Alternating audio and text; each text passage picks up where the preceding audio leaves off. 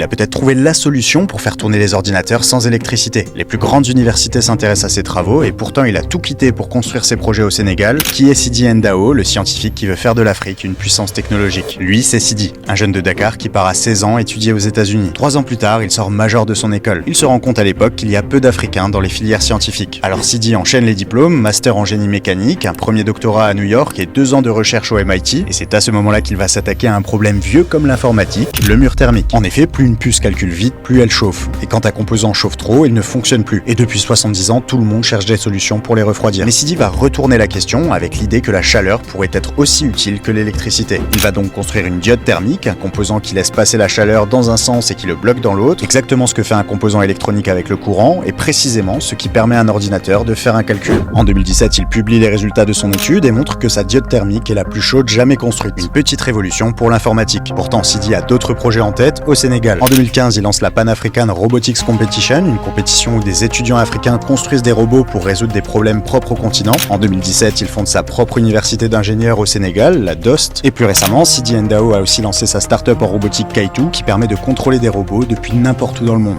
Ce qui, selon lui, va bouleverser le monde du travail. Ce n'est pas la pauvreté, c'est la mentalité qu'il faut guérir. Admirez vous-même le génie africain. Coup de chapeau à toi, mon frère du Sénégal. Et le souhait que j'ai pour l'Afrique face à ce genre de prouesse est que chaque Africain ressortissant de différentes nations, c'est-à-dire des 54 nations qui regorgent notre magnifique continent ou notre magnifique pays de cœur, puisse s'allier autour d'une même vision ou bien autour d'un catalyseur central pour faire avancer notre pays de cœur drastiquement. Et c'est possible. Nous pouvons le faire, mais ce n'est qu'ensemble que cela sera ainsi.